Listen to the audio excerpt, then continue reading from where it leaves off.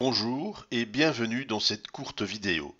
Celle-ci fait partie d'une série de 10 vidéos consacrées à la découverte de 10 points que les utilisateurs AutoCAD doivent connaître sur MicroStation Connect Edition. Je pense qu'il est utile de rappeler que tous les deux sont des logiciels de conception assistés par ordinateur.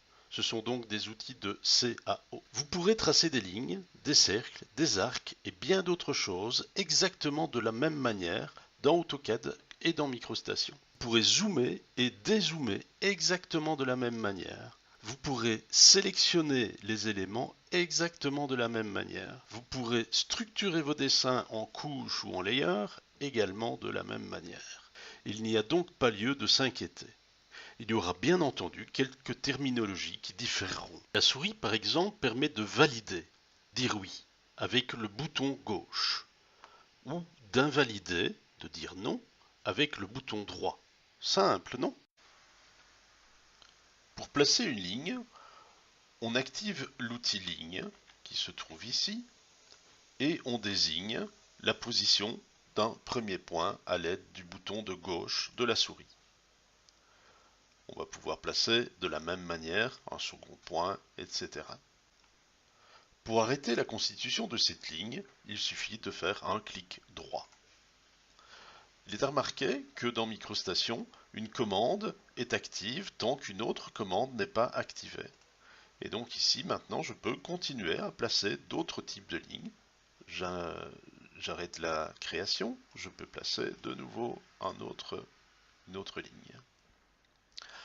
De la même manière, on va pouvoir placer des arcs en activant l'outil arc. Ici, je suis configuré en départ milieu extrémité, ce qui va me permettre de placer un arc s'appuyant sur 3 points. Exactement de la même manière, je vais pouvoir également utiliser l'outil ellipse pour placer un cercle étant un cas particulier de l'ellipse. Donc je vais simplement activer l'outil et je vais pouvoir ici placer un élément cercle en désignant son centre et son rayon. Nous sommes maintenant ici au bon endroit pour commencer la découverte de MicroStation Connect Edition. MicroStation ne fonctionne pas exactement avec des commandes uniques, c'est-à-dire des commandes qui, une fois démarrées, doivent être achevées. Vous avez bien entendu des commandes telles que placer ligne, mais elles autorisent une grande souplesse d'utilisation car durant le placement de la ligne, vous pouvez décider à tout moment que la couleur doit être rouge, le style de trait doit être pointillé, où l'épaisseur doit être d'autant. Nous pouvons également travailler sur plusieurs vues et créer des éléments en cliquant dans une vue, puis dans une autre. MicroStation sauvegarde également immédiatement le résultat des diverses actions, création, modification, suppression, etc.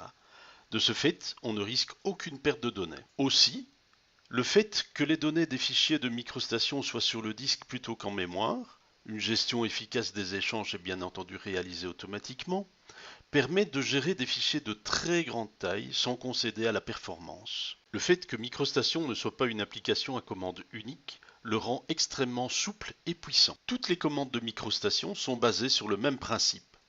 Activer l'outil, sélectionner les attributs, choisir les spécifications de l'outil, lire les instructions. Dans MicroStation, une commande reste persistante tant que l'on n'en active pas une autre.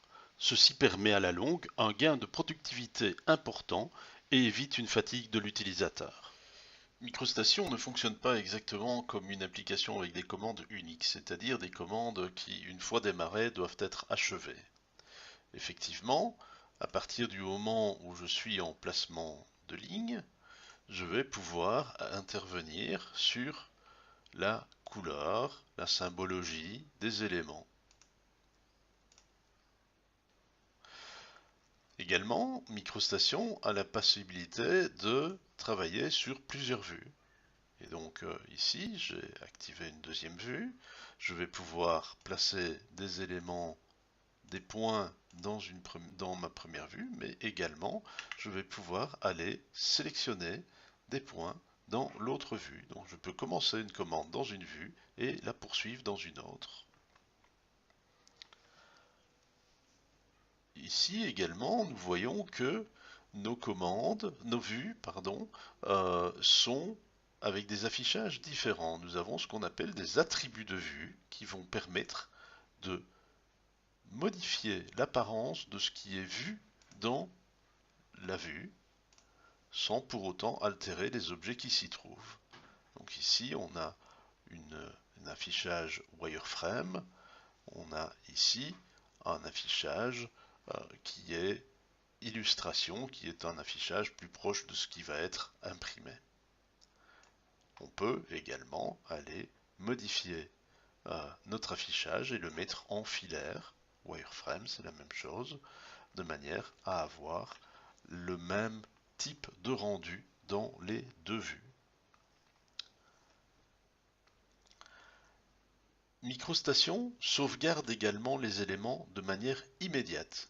Donc s'il arrive un accident, une panne de courant par exemple, eh bien vos derniers éléments ont déjà été sauvegardés.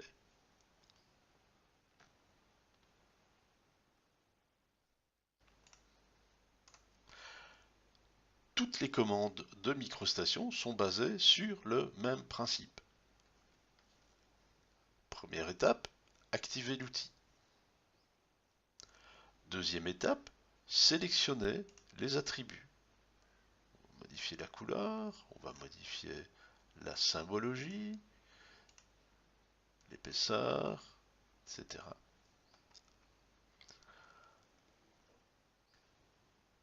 On va également spécifier les paramétrages de l'outil. Donc ici, je suis en placement d'arc. Je vais soit placer mon arc par départ, milieu, extrémité comme on l'a déjà fait, soit on va définir centre, départ, et alors là il faudra spécifier une ouverture, un rayon, soit on va définir d'autres types de paramétrage. Donc ici je vais prendre celui-ci, je vais placer mon arc par un point, par un centre, et puis je vais définir l'ouverture de cet arc.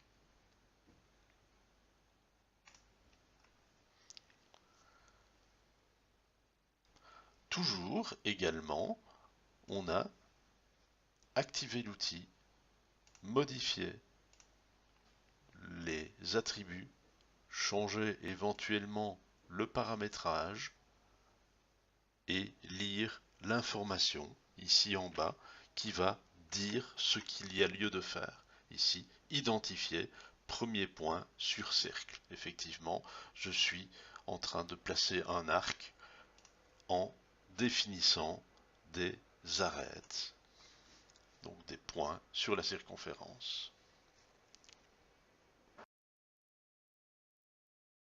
Si vous souhaitez en savoir plus sur ces formidables outils, n'hésitez pas à nous contacter.